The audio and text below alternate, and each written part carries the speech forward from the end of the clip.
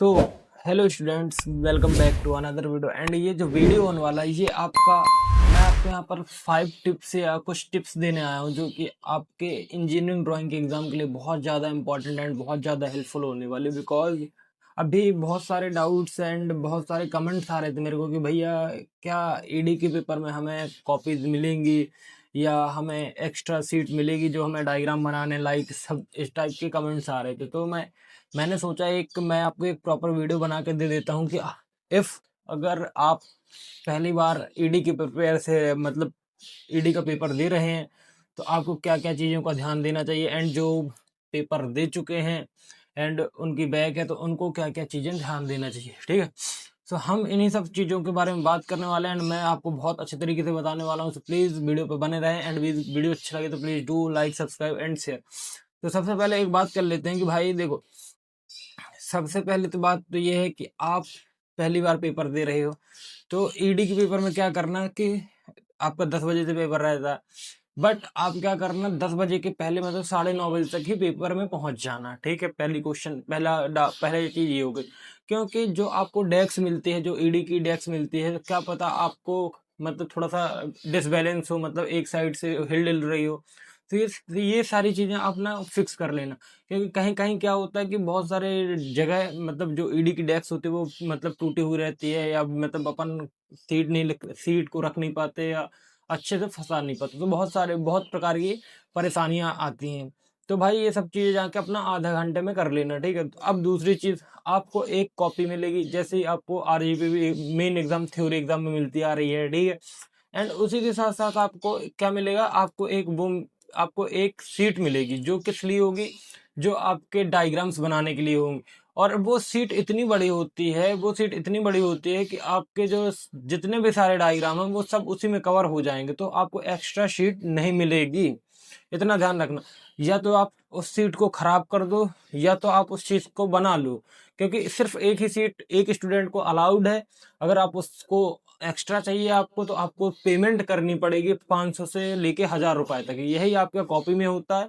इसलिए आप ये मतलब मत सोचना कि अगर हमें दूसरी कॉपी चाहिए है या हमारी पहली सीट गलत हो गई। सीट की बात कर रहा हूँ, ड्राइंग सीट की, तो क्या ड्राइंग सीट हमें दोबारा मिलेगी? तो ना ड्राइंग सीट दोबारा मिलेगी, एंड जो आपको ऑटो कैड के क्वेश्चन लिखने की सीट मिलेगी वो आपको आरजीपी मेन एग्जाम जैसी ही सीट मिलेगी। एंड ऑटो कैड के मैंने ऑलरेडी इंपॉर्टेंट क्वेश्चन या जो क्या बोलते हैं important question and important top 8 important ED की मैंने सब डाल दिए, तो प्लीज जाके देखो।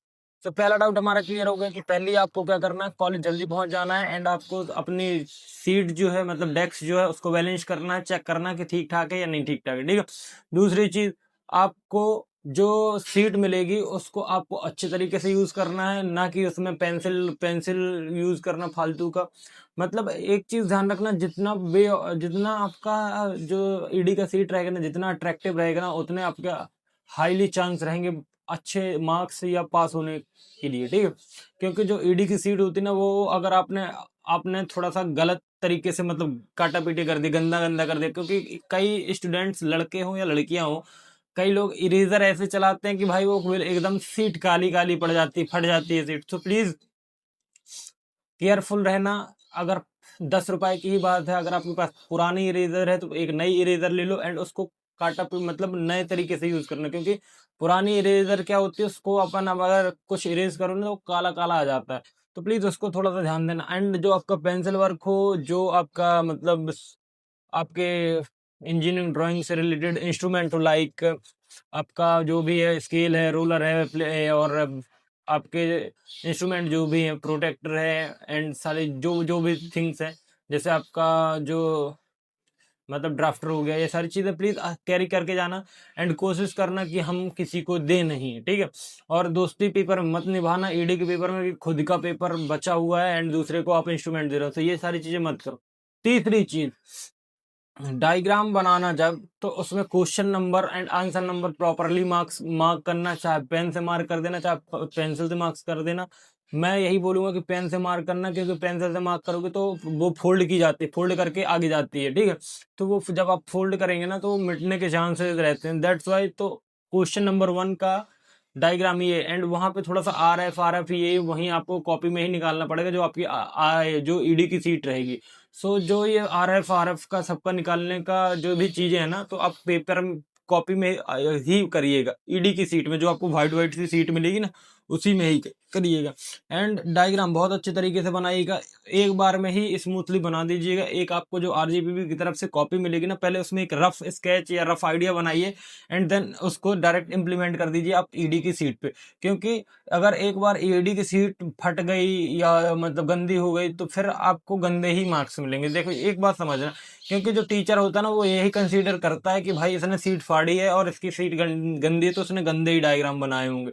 दैट्स वाई वो यही कंसीडर करता है। इसलिए क्या ध्यान रखना है, साफ सफाई का बहुत ध्यान रखें, क्योंकि जितनी साफ सुथरी आपकी ईडी की सीट होगी, उतने साफ सुथरे आपके मार्क्स होंगे। चाहे आप कोई भी पढ़ो ना लिखो, बट आपने 4 डायग्राम बनाए, आपने साफ सुथरे डायग्राम बनाए, भाई वो एक्यूरेटली नंबर देगा। हाँ, एंड पेंसिल वर्क ध्यान जरूर रखना, जहाँ पे लाइट कंस्ट्रक्शन होना वहाँ लाइट कंस्ट्रक्शन यूज करना, जहाँ जहाँ बहुत डार्क कंस्ट्रक्शन होना वहाँ डार्क कंस्ट्रक्शन कीजिएगा। जैसे आपका HPVP and isometric and development section में आपको डार्क बहुत जगह यूज करना, तो प्लीज इन सब चीजों का भी ध्यान देना। एंड जो भी उनकी चीजें हो, जैसे जो भी रेंज जो लाइक है, सेंटीमीटर, मीटर, किलोमीटर, ये सब इनको अच्छे तरीके से मार्क करना, एंड जो वैल्यूज हो वो अच्छी तरीके से दिखनी चाहिए। एंड अब मैं तो आपको एक और चीज बताने जा रहा हूँ।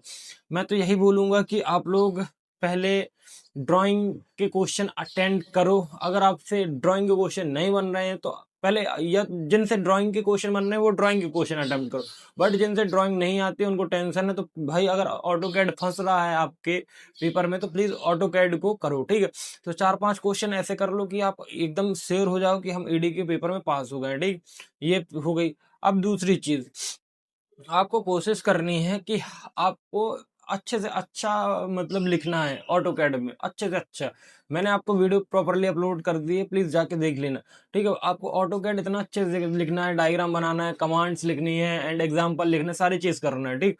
सो ये सारी चीज ध्यान रखना। और दूसरी चीज एक बात बता दूं आपको ऑटो कैड में ना पेज भरने पे नहीं जाना। अगर 4 क्वेश्चन कर रहे हैं, तो मिनिमम से मिनिमम 4-12 या 15 पेज से ज्यादा नहीं लिखना, मतलब 4 क्वेश्चन के लिए। तो भाई अच्छे से लिखना, एक क्वेश्चन को अच्छे से वेरीफाई करना या एलेबोरेट करना कि भाई ये इसका एक्सप्लेनेशन है, एंड ये सारी।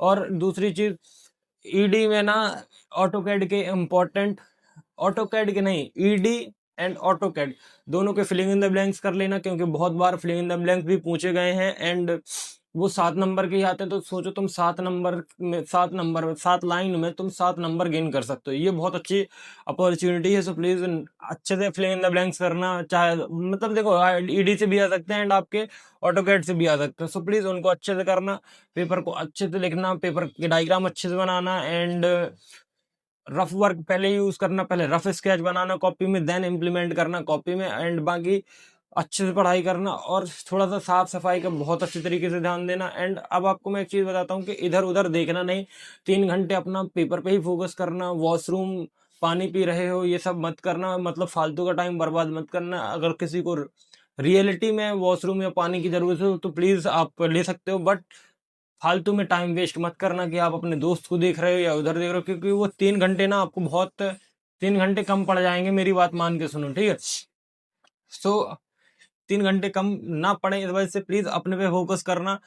आपकी चाहे दोस्त हो, गर्लफ्रेंड हो या बॉयफ्रेंड हो, इस पे इन पे मत ध्यान देना, प्लीज अपने पे ध्यान देना, क्योंकि ये इस पेपर में अगर अटक गए तो भी तुमको अटका देगा आगे वाले 3 सेमेस्टर में, ठीक है।